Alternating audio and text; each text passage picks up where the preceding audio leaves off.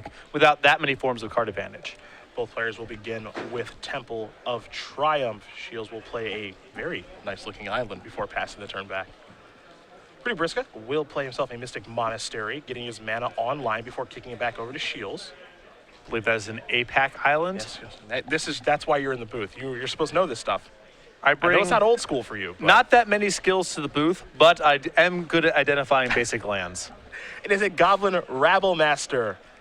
A Goblin token will come in, and it is an attack for 1. Brikza is going to go down to 19. We talked about Siege Rhino being a hallmark threat. This is also one as well. And this is a big test. If Rudy does not have a removal spell for this, something like Lightning Strike, this game could get really out of control. That is the card that Shiels actually just drew for the turn, was a copy of Lightning Strike. And it looks like Shiels has another copy of the Rabble Master. One of the things here is he does play a Flooded Strand. Now there is a second Rabble Master. You can't forget, there's no 4-mana Wrath in the format. So there's a cards like End Hostilities that you have to be a little bit wary of. But right now, Shiels is able to say, hey, I'm going to move in right now and hope you don't have a card like Anger of the Gods. I'm pretty sure that Rudy just dies next turn if he does not have a sweeper here. So he does have End Hostilities in his hand, but that is not going to be enough to save him here. This is the difference between a 4-mana and a 5-mana Wrath. You can see it right now in this particular game. As Brikza is looking at a hand of Banishing Light, he's got a copy of End Hostilities in his hand. He's got a couple of lands over there. A card like Anger of the Gods would be perfect right now, but if he doesn't have one, as you mentioned, he's basically dead next turn. And all this presupposes that Dave has nothing but lands in his hand anyway. He's playing a Jeskai aggro deck. There's probably quite a few burn spells hanging out in his hand at this point. Again, you can see the Banishing Light that is in Brikza's hand right now. Looks like he's considering casting that. He'll start by playing a land. Looks like a Bloodstained Mire before Banishing Lighting that. So we'll pass the turn back over to Shiels. Shiels does still have a Rabble Master in play. Draws a copy of Jeskai Charm. So you can put Brikza to virtual 7 now. This is looking ugly. And the trigger, that's 5, 6, 7, 8. Yeah, this is lethal. Probably actually by a fair bit. Yeah. Shiels just going to pass the turn back. And, you know, this is a situation right, where it's like, is Shiels slow rolling Brikza in that situation? Absolutely not, because he can actually get some information from him if he does cast a spell. Dave has the lethal burn spells in his hand, right? He's got Lightning Strike, he's got Jeskai Charm, but no reason to show those off and kill the opponent, because if Rudy, you know, untaps and plays a card like End Hostilities, you get to pick up on that information. Yeah, there's no reason there for Dave to pull the trigger, even though there's nothing with that Bloodstained Mire up that Rudy can do. Might as well see if Rudy will show you one more card. I think Dave might have had 2 copies of Lightning Strike, so even if there was a life gain spell in Rudy's hand, he could have played over the top at instant speed. To the sideboards we go, and we will start with Rudy's here and what he has for his Jeskai control deck. He has 2 copies of Negate, a Clever Impersonator, a Magma Spray, and Anger of the Gods, 2 Stormbreath Dragons, an Arc Lightning, and a Race of Fated Retribution, a Resolute Archangel, 1 copy of the main deck, and then 1 in the sideboard, an Ash Cloud Phoenix, and 3 copies of Burmaz. I think that I like bringing in the Resolute Archangel, I think the Anger of the Gods, the Magma Spray, and the 2 Negates. I do not think I would bring in Burmaz in this matchup. Don't think so? No. I don't think it's really that great at blocking, and Dave has a lot of answers to it. The thing is, based on the start that Rudy had, Dave is probably assuming that it's some sort of mirror match where Rudy just kind of got a bad draw. And so Dave is likely to leave in his creature removal spells or possibly even bring in more. So I think that Burmaz, you know, if they played this really dragged out game where it was clear Rudy was some sort of control deck, I could see Burmaz coming in. But based on the cards that Rudy played game 1, I think Dave is going to naturally leave in his anti-Burmaz elements. We'll take a look here at Shiels' sideboard. This is something we're going to look at over the course of the day, too. These Jeskai aggro decks, how are they sideboarding? What kind of control elements do they have versus aggressive elements? You'll see Shiels has 3 copies of End Hostilities, 2 Disdainful Stroke, 2 Negate, a Keranos, God of the Storms, 2 Erase, 2 Burmazes of his own, a Suspension Field, a Deflecting Palm, and an Ash Cloud Phoenix. So he's going a very, you know, controlling route, which if you know Dave, it's not too surprising. I don't expect to see a lot of cards come in here, though. I think that Keranos is a, you know, basically a hallmark threat in this matchup. I don't think that he knows that he's exactly up against a control deck that really can't get it off the table outside of Banishing Light. But that said, if the games do drag out, as these Jeskai aggro matchups kind of do, because they're burn spells, fire, and creatures a bunch, Keranos can win the game on its own. Well, it's 8 creatures versus a ton of removal spells in both decks. So the games will often get into a staring contest because players can't really cast creatures and have them survive, but they also don't want to just be firing off burn spells without them generating lethal. So players can be saying go a lot in the mirror match.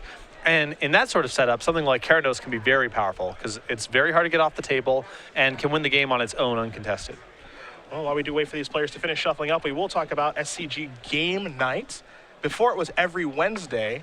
Now it's just every week. You can run any day you want. Yeah, it is. We've changed it, so do not get hung up on running it on specifically Wednesday night. Whatever night works for you or your players the best.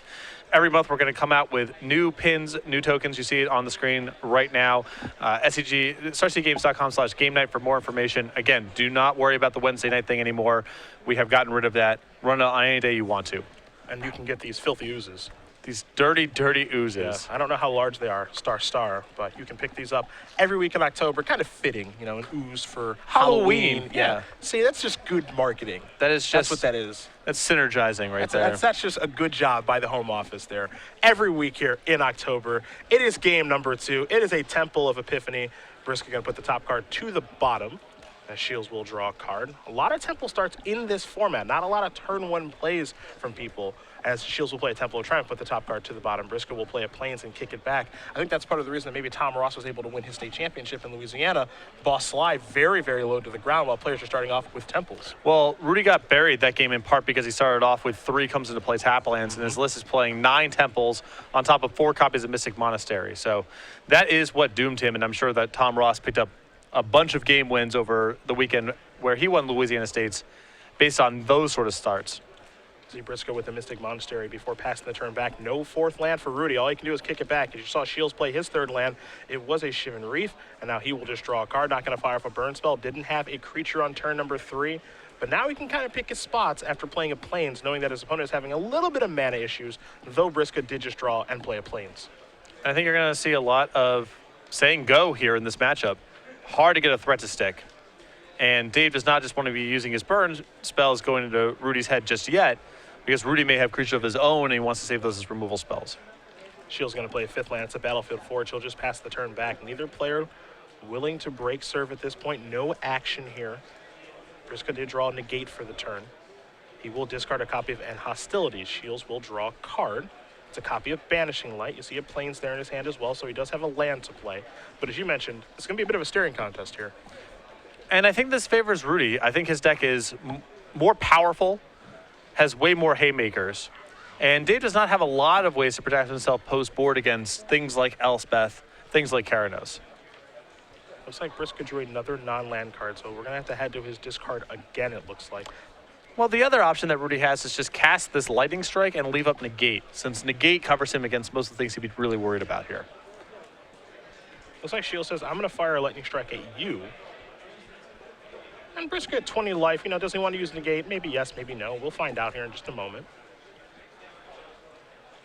And he does not. He'll just discard Lightning Strike and pass the turn back.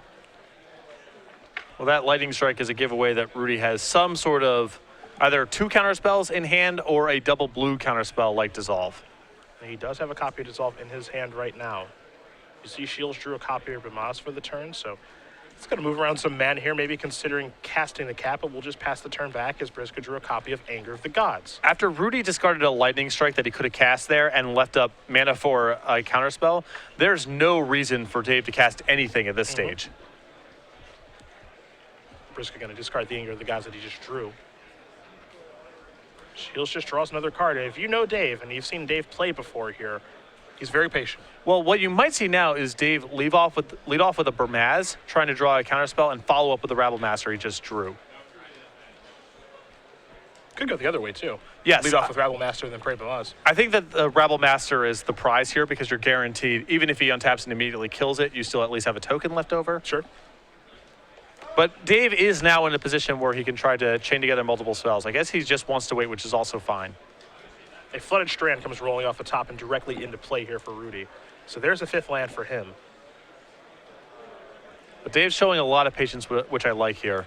You have an opponent who's willing to discard live cards. Every time that Rudy doesn't draw a land, if he's playing like this, is just another spot where he's going to have to discard, and probably discard something good based on what he's discarded thus far. Brikza going to sacrifice his Flooded Strand in response to this Stoke the Flames that is targeting him. So I imagine it's going to be an island, and it will. That comes into play. And now it's kind of decision-making time here. Do I want to cast a counterspell? If so, which one do I want to cast? Dissolve is the better of the two, but it lets him scry, maybe get him out of this mana issue. But Negate always takes care of this. Where Dissolve counters anything like these creatures that we mentioned. Shields draws himself another card here. Didn't get a great look at it. I think he does have a dig through time hiding out in his hand right now, though, that he's working his way towards slowly but surely. I think in that spot I would have preferred to see the dissolve, since most of the cards that Rudy has to be really concerned about right now are things that you can negate. So you get the more expensive card out of your hand first while you're bottlenecked on mana, and you get to scry, which is very good for Rudy right now. I'm not sure what creature he's so worried about that he feels like he needs to leave dissolve in his hand versus negate. Well, this is a start. Good old Rabble Master. We'll see if he does want to use the dissolve on this, if he does just have a pinpoint removal spell instead. And he is going to use dissolve, so this will give him the opportunity to scry. You see the way that Dave tapped his mana here, the inability now to cast Brikza. Yes, I'm trying to think, was he trying to bluff a Mantis Rider here? No, because he could have left up the Battlefield Forge instead of the plains or instead of the island rather, or Shivan Reef, and still done the same thing. Just going to scry. The top card's going to go to the bottom. Let's see what Shiels' follow-up is going to be. No follow-up at all. Maybe a bit of an error there by Dave. And does he have dissolves of his own in the sideboard? He has a couple copies of Negate and Disdainful Strokes, but no dissolves of his own. All right. Mistapping is the thing that does happen. We'll see if that's what happened on that turn. I don't know. Dave was so selective about the way that he set aside his mana there that makes me feel like something was going on. Maybe he never had any intent of tapping out and following up with the Brikza. Sure. Worried about Rudy just untapping and playing Sarkhan or something like that. Keep in mind, Rudy's been discarding. And he's been discarding live cards, so Dave has to respect a lot of potential cards in Rudy's hand right now. Shiels does draw a card again. 6 mana in play over here. We know about the Brikza that's in his hand. He also has a Mantis Rider now as well. That's what he looked like he picked up for the turn. And it looks like he's going to lead off with that. A little unsure of himself here. Oh, there's a 3/3. So very selective with his mana again. And that will be struck by lightning. Shiels will just pass the turn back. Perhaps just trying to exhaust all of the options and then get this Brikza in play, or just get enough cards in the graveyard so that dig through time just costs blue. And it feels like the first person who's able to get to a dig through time in this game is going to have a huge edge. Oh, yeah. So, and Rudy's had opportunities to play it by now, so Dave can probably assume that that's not going on in Rudy's hand. Oh, here's the 3/4. And Dave will change the way he taps his mana just a little bit here. And Rudy says, I will dissolve that. And I like Dave not fighting any fights over this kind of stuff. And Dave is pacing the game in a certain way here as Rudy just continues just not to draw a land. I mean, he's drawing spells that he can cast, of course. You know, another Lightning Strike is in his hand now that he can cast. He also has an Arc Lightning hiding out over there as well. But you can tell that Dave is pacing this game in a very specific kind of way, I think, as now he's going to cast Dig Through Time.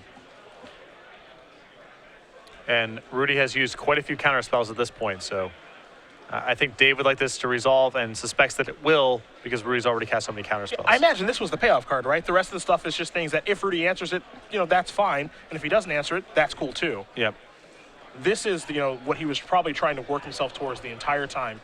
2 fresh cards, see if he finds something that he likes here, and then continue that string of play a threat, make you kill, play a threat, make you kill, maybe find another dig through time.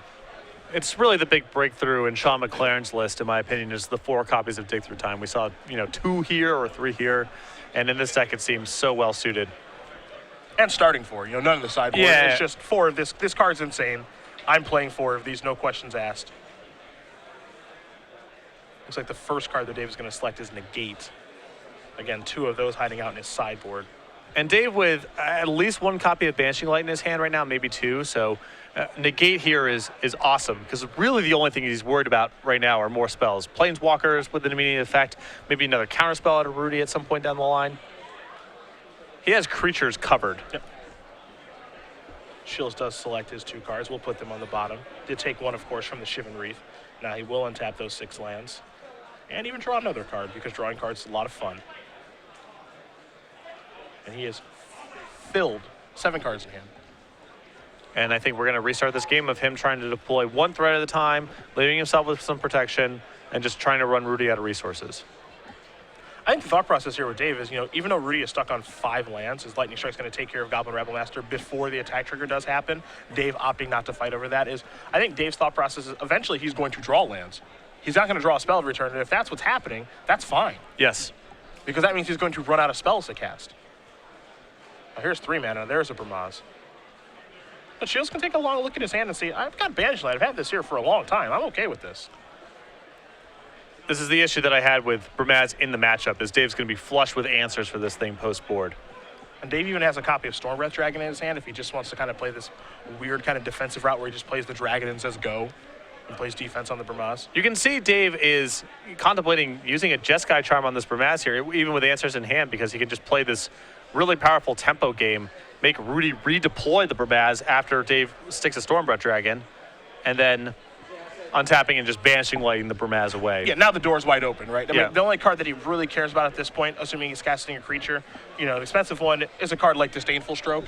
There's also Negate hiding out there, but there's not a card like Mana Leak or anything like that to really kind of gum things up, even though Dave will continue to be patient. Well, if he untaps out there for the Stormbreath Dragon, he's also exposing himself to Sarkhan. Sure. So I think he's just going to be err on the side of patience here.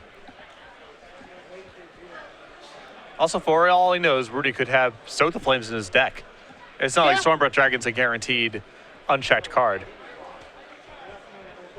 What kind of makes it interesting playing against these Jeskai decks is you've got an idea of what they can have access to, but there's a wide, group of cards they can be playing in their deck. As now here's a Sarkhan. And that's going to take down the King of Oreskos. Shields will scry with his Temple of Epiphany. And Shields doing an incredible job of just running Rudy out of things. Yep. Dave's at 17, more cards in hand, more mana in play. Saw Lightning Strike finish off the Sarkhan. And now Rudy's going to try to cast his own, but Dave is going to go reaching. He's got 2 counters, so he's got Disdainful Stroke and Negate to take care of this. Well, the thing is, he may want to say, all right, that's fine, I'll take it, untap, and Banishing Light it, because he's getting clogged a little bit with the Banishing Lights. He's going to use a counter spell here, but I think there's an argument for just taking the 4 and then using a Banishing Light. Shield's draw this turn was a copy of Goblin Rabble Master. He's going to go with the Stormbreath Dragon, and now we're coming in for 4 in the air. Briscoe's going to go down to 9. Now, if this was the plan, then I'd rather use the counterspell here, because he would have to tap out for the Banishing Light and to follow up with Stormbreath Dragon, and then you're risking another Sarkhan or something else in the follow-up. I wouldn't be surprised if he just Monstrosities this year. Looks like he's just going to deal 4, put Briscoe down to 5. It wouldn't have surprised me to see him go Monstrous there, as now here's a Resolute Archangel. Oh. And Shields used the Disdainful Stroke instead of the Negate. That's a touch annoying. Dave's going to give that one a look. We will too. Okay. Looks like Rudy's bumping himself back up to 20. I think that Rudy might still die pretty quickly, but this is a nice turn for him, but I don't think this is going to be much of a reprieve. It's funny too because, the decision to Disdainful Stroke versus Negate is certainly a difficult one. What are the ramifications of using one card versus the other? Well, now you see it. Yes. I mean, the big risk there on the other side is, does Rudy have a 3-mana answer to Stormbreath Dragon? Mm-hmm. Monstrosity here from the Stormbreath Dragon. Brisk is going to take a little bit of damage, and that Stormbreath Dragon is now a 7/7. Jeskai Charm, the draw here for Shields. Even though Briska did go back up to 20, I agree with you. I still feel as though Shields is in the driver's seat. Mm-hmm. An attack here for 7 is going to put Briska down to 11.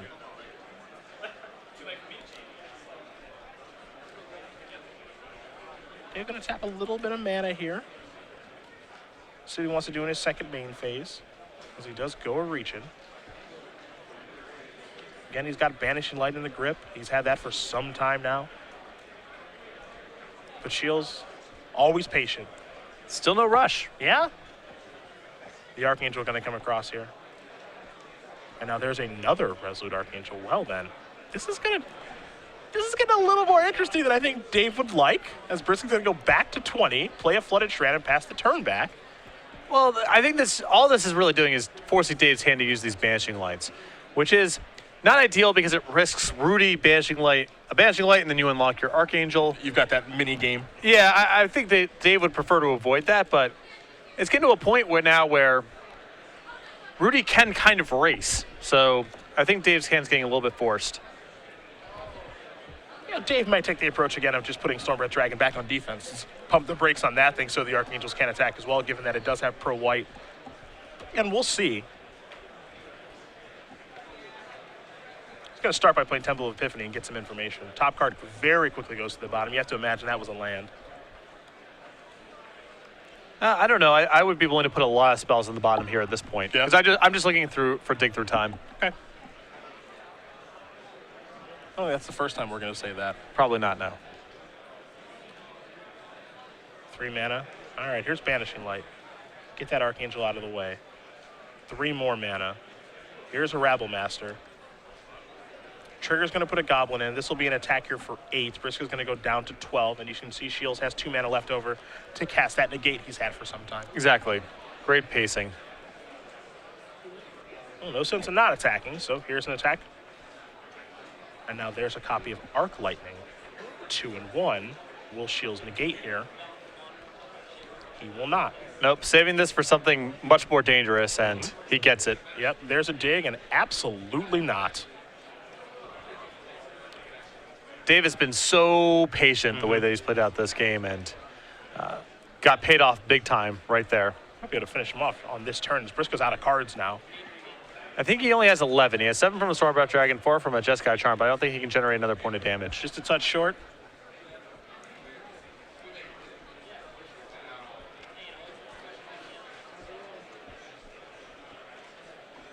In for 7 to start. Brikza's going to go down to 5.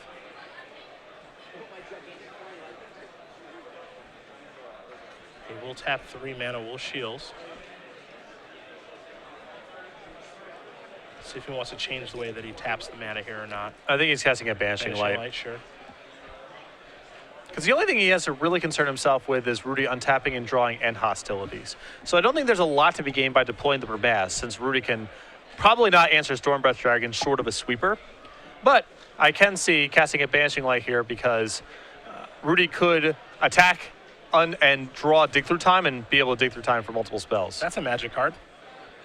All right, well, this is the one thing that punishes Dave for not casting the Brikza. There it is. Elspeth comes rolling off the top. It will minus and take care of the dragon. There it is.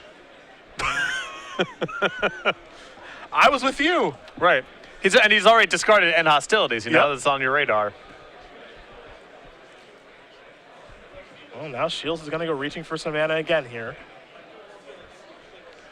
Also, Dave is now down at Banishing Light because the Banishing Light, the Elspeth minus would have also killed the Resolute Archangel that he Banishing Light the previous turn. Yeah, all the things kind of went wrong. Just that some turn. consequences for our actions. Ash Cloud Phoenix isn't a bad top deck, though. That's No. going to come into play. Here's a Flooded Strand. And merely what this draw does for Brikza last turn lets him stay alive. Yeah. You know, he's still in a world of trouble. Even though I think he may have drawn Dig Through Time. Oh me, oh my. The rippy McPlucks that are happening here. Whew. Although at this point, I'm a little surprised that Dave didn't deploy the Brikza, As am I. because now Banishing Light on the Phoenix means you have nothing going on. 3, 4, 5, 6. I think he gets one more. Yes, he does. Couple of lands in there. Anger of the Gods was found. Looks like he's going to take that and something else. We're going to start by moving up the elevator. 3 soldiers. This is awkward sequencing. I think he wanted to do it the other way. I would say.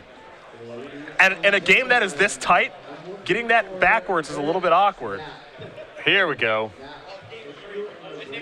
And now he's going to go, oh, Wow, boy. Now he's back to 20. Yep. Jeez. This is why Dave was trying to hold off on Banishing Lighting the Archangel as long as he possibly could because of exactly this.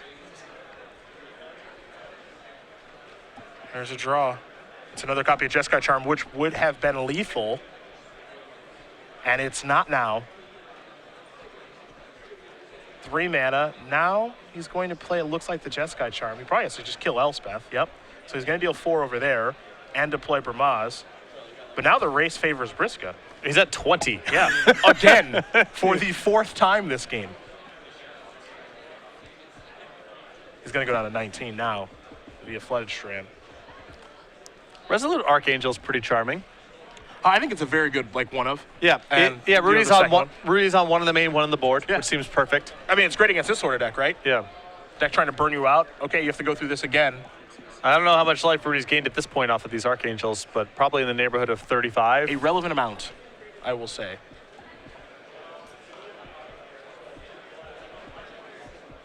Brikza will draw a card. That's an attack for 4. He's just going to pass the turn back. Shiels draws his card. It's an island, not of much help. Vermas is going to come in along with a cat.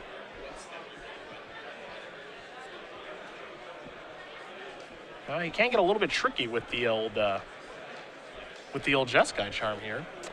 Give That +1/+1 in lifelink.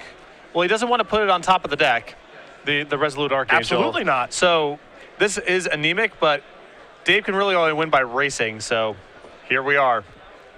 That's the mode he's going to use. So +1/+1 and lifelink. It'll be an attack there for 3, 4, 5, and 6. So it'll gain him 6 life. He'll end up taking some damage here. Here's a Banishing Light. Bye-bye, Bermaz. Actually, come back Resolute. That's Yeah, fine, too. This is better. Come back Resolute Archangel. Shiels draws a copy of Lightning Strike, and we're going to head to a third game there. So Rudy Brikza with some timely top decks. We'll be pushing this to a third game, though it's easy to say timely top decks, and I do like the way that Dave paced that game, but he may have been a little bit too tentative over the course of the game. Well, there were some moments where, you know, he used a disdainful stroke in lieu of a negate. He didn't deploy the Bermaz there. There are all different things that he was playing around, but Rudy had the follow-up that punished him the most for the way that he sequenced a couple times there, and Rudy really stole one. I mean, it looked like Dave had firm control of that game the whole way through. I loved every step of how Dave was pacing that game, not countering things that didn't really matter. You know, you want to kill my Goblin Rabbit Master for Lightning Strike. I couldn't negate it. No, that's fine. You know, just kind of basically trying to exhaust Rudy out of resources. Some timely top decks there from Brikza. These Resolute Archangels and that Elspeth certainly helped him win that game. Again, the tentative nature that Dave plays with may have cost him a little bit that game. Well, there was the turn where I liked following up with the Bermaz. Yeah.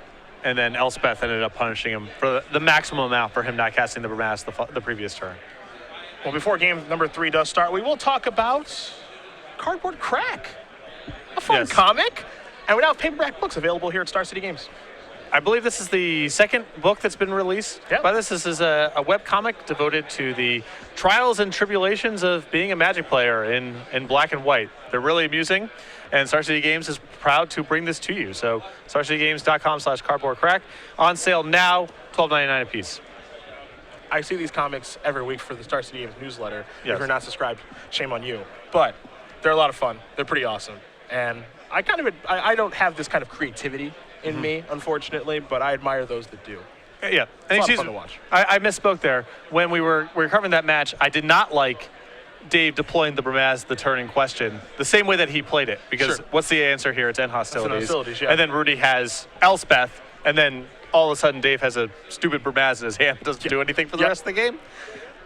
But it is the interesting part of the way that Rudy structured his deck here. He has a lot of the same elements of the Jeskai aggro decks, but a lot of the cards are very different, and it's hard to play around everything he's bringing to the table. It's definitely hard to play around everything. It's also hard to predict what your opponent has, right? Yes. You don't know the composition of Rudy's deck. Rudy's deck isn't a stock deck from a Pro Tour, and you know, any of the Jeskai decks can look different. You know, Rudy could be a Game 1 Mantis Rider Goblin Rabble Master deck with this funky sideboard. You know, that's just something that could be happening here. So when you're playing against Jeskai, you've got, you know, again, a baseline idea, I think, of what your opponent could have access to in their deck, but trying to play around all of those cards is so difficult. I imagine that, you know, Dave was playing around a bevy of different counterspells, a bevy of different effects. As you mentioned, probably playing around end hostilities on that last turn of the game. There were a couple spots where it looked like Dave was playing around. Rudy draws Dig Through Time and finds 2 specific cards, you know? So it's tough to play around everything that Rudy has in his deck. Game number 3 is where we're going to be here between Dave Shiels and Rudy Brikza. Shiels will be on the play here for game 3. Round 1, certainly starting off nice between these Jeskai decks. Rudy, find the room for the 4th copy of Dig Through Time in this deck. If you go back and watch this, I think you should go through your deck list, find a way to get the 4th copy. There's got to be a 4th one of those. I'd recommend removing a card at random. If you don't want to do that, maybe you can be a little bit more precise. I don't know. Well, he's got 2 copies of Jeskai Charm. let's just slice one of those out of there. 4 copies of Tormenting Voice and 3 copies of Dig Through Time. I think probably want to swap that. Maybe the flip-flop. Maybe swap that. Here's the thing, folks. Dig Through Time is busted. I like having Tormenting Voice in this kind of deck. I love having it in this deck. Makes a lot of sense, but there are plenty of plays, cards that you'll draw that you just don't want in the matchup. Yep. But when you play 4 copies of Tormenting Voice, you know what card gets a lot better? Dig Through Time. Yep, that's true. There's 2 cards in your graveyard. That's just good deck building. That's just good deck building. Come on, man. Shiels going to take a long look. But Rudy was very enthusiastic about this deck. He was posting about it on Facebook. He showed it to me as I was walking in this morning. Deck looks sweet. Yeah, there's a lot of cool stuff going on. Temple Epiphanies are where we're going to start for each player. Mantis right of the draw here for Shiels. See a Temple of Triumph there as well. Temple of Triumph will come into play. It's time to scry. Top card, where's it headed? Looks like it's going to stay on top for Dave as Brikza will draw. He'll play an island. Kick it back over to Shiels. Shiels will untap his Temple. He'll draw a card. He knows what it is. It's a copy of Ash Cloud Phoenix. A card that's starting to surge in popularity in these Jeskai decks. Very, very hard to kill. It's a Mantis Rider. It's a Lightning Strike. That'll take care of that. Brikza will play a Plains, pass the turn back, can represent Dissolve and a bevy of other cards here. It looks like he does have a Dissolve in his hand. Shiels draws a copy of Temple of Epiphany. Kibler also very excited about Ash Cloud Phoenix in his Teamer Beatdown deck as well, so we're going to start seeing a lot of it. 3 mana here for Shiels. It's a Goblin Rabble Master. Absolutely not. That will get dissolved very quickly. Take a look at the top card. It will stay there for Brikza. Shiels will play a Temple of Epiphany. Leave the top card on top, pass the turn back. Brikza very quickly draws a copy of Battlefield Forge. Will play a Temple of Enlightenment. Top card, deciding. You see the Elspeth and a Banishing Light in his hand. And this is great pacing thus far for Rudy because his deck has a much better top end than Dave's. Flooded Strand comes rolling into play there for Shiels.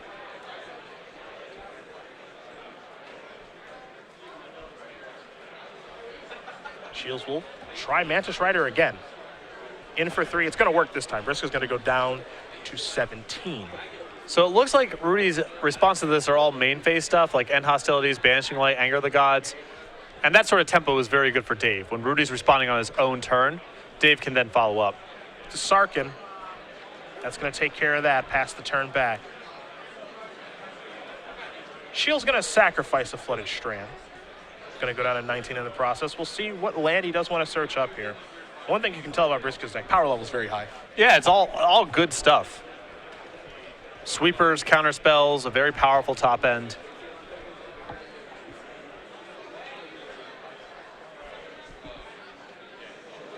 I like what I see from this deck here on the right. Shiel's going to untap.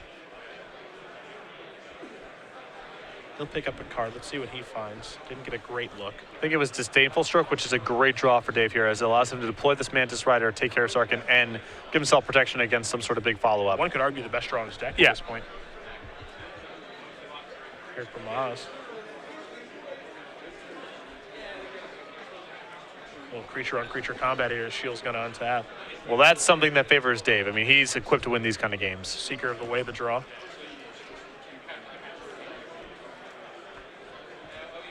Looks like the Mantis is going to come in here for 3. Yep. So Brikza's going to go down to 13. Let's see if Shields wants to deploy another threat here with the Seeker.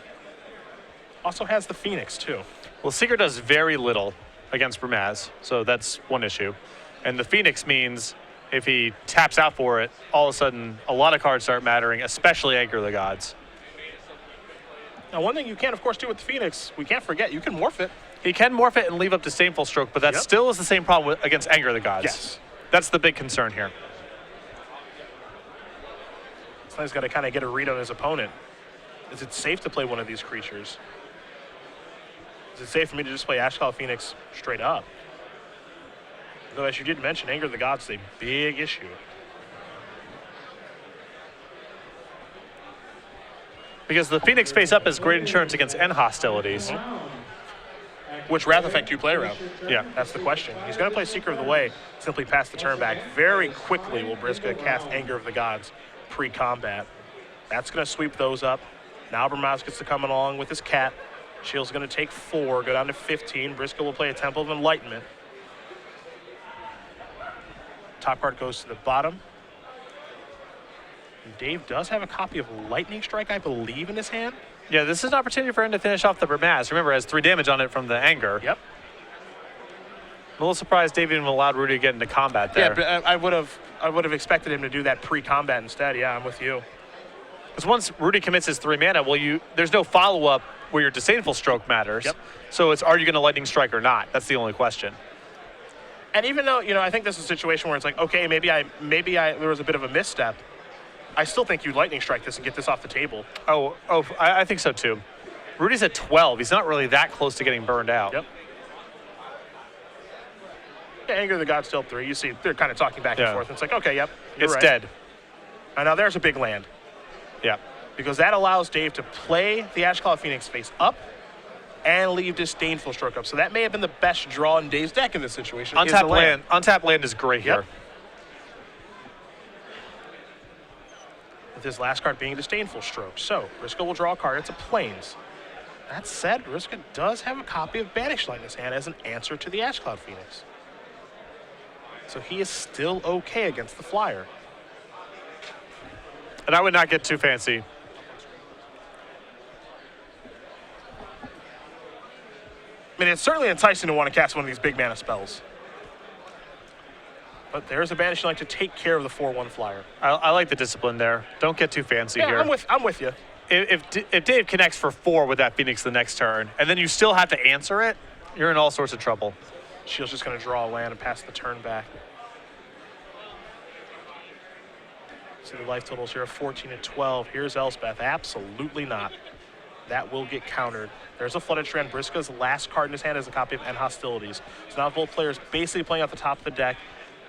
Shields going to leave his top card on top with the Temple of Triumph. Brikza will draw a card. It's a copy of Tormenting Voice. Which is really, really good here because, well, I guess he wants to clutch that End Hostilities. I think that would have been a good spot to draw too. Dave's draw may have been a little bit better. Copy of Dig Through Time.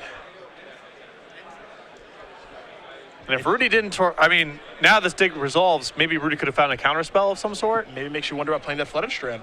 Yeah. You have copies of Tormented Voice in your deck. Either way, I think there's a very high chance we're going to see Dave dig here in the main phase. He does have to be a little bit wearisome of counter magic because Brikza's had a card in his hand for so long. Yeah. Not sure how much you can do about that, though. He's just going to pass the turn back. Here's the attack. Brikza, I imagine, is going to cast Tormenting Voice now.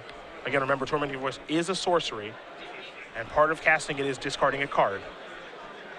So we'll discard a Mystic Monastery. That's on the stack. Now will Shields dig is the question. I think so. This is a pretty juicy counterspell target, if nothing else. Shields is going to go a reaching. See how much mana he wants to tap to dig versus how many cards he wants to delve. So he'll leave one down there. It's time to take a look. There's another dig, a Flooded Strand, a Sarkhan, another copy of Flooded Strand. Disdainful Stroke. Battlefield Forge. Dave gets one more, and it's a copy of Mantis Rider. Okay. I think I like taking Stroke plus Dig Through Time here. I think I am with you. With Rudy drawing 2 cards of his own, it just feels really unlikely that this Mantis Rider is going to be any good. I guess Sarkhan's high enough in power where there's an argument for it, but this feels like a game that's shaping up to take a long time here, and I'd be hard-pressed to give up a dig. Sarkhan is number 1. It looked like he was going to take Disdainful Stroke, and it looks like he's actually going to let a dig go. Okay, if he thinks Sarkhan's good here with Stroke backup, then that's fine, but Rudy has a lot of, a fair number of draws that punish him for this. And he's got 2 cards coming. Yeah. Because Tormenting Voice is still on the stack, and now Tormenting Voice is going to resolve. It's a Dig Through Time and a land, and maybe that's why Shields took the Disdainful Stroke, because the card that he's most scared of is an opposing Dig Through Time. Oh, I like taking the Stroke. Okay. I think that I would take in Stroke plus Dig. Okay. Sarkhan's pretty juicy too, so. It's hard to pass that thing up. Yeah. That's one heck of a card. No, but the Stroke's great insurance. I would have that to me is the best card of the 7 that got revealed. Yeah, now Brikza's going to try to dig again. We saw it win him game number 2. He's going to try to use it to win game number 3. Shiels is going to stroke that, though. Cannot let that card resolve. And now Rudy's hand has no answer to Sarkin. I mean, it's end hostilities and a land. Stormbreath Dragon here for Shiels. The question now is, okay, which 5-mana haste threat do I want to lead out with? They are similar, but also very different cards. Yeah. Shiels is going to go with Sarkin. So he will tap the necessary 5 mana. And let's not forget, Brikza has some huge draws in this situation. We saw just how good Resolute Archangel was last game. And he's been looking at a lot of cards. That's the thing about Dig. It puts stuff on the bottom, so you are churning through your high-impact cards. Sarkin going to come on in. There's an island. Elevator goes up and attack for 4. Brikza is going to go down to 7. He will untap. What does he draw? A copy of Lightning Strike. Still not an answer. There's an attack for 1. And now, if you can see, Brikza's hand has got End Hostilities, a Shivan Reef, and a Lightning Strike. Will Shiels cast the Stormbreath Dragon? He may not need to now. He drew a copy of Stoke the Flames. Now, Rudy did not have negate last turn.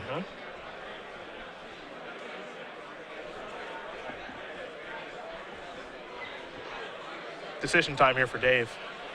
He's going to go with the Dragon. And Rudy Brikza is going to extend the hand. Dave Shiels is going to win this game and this match. 2-1 over Rudy Brikza. Jeskai aggro takes down Jeskai control. Both of these decks look very, very good. Interestingly enough, games 2 and 3, the player who looked like they were in control the entire time ended up losing. Yeah.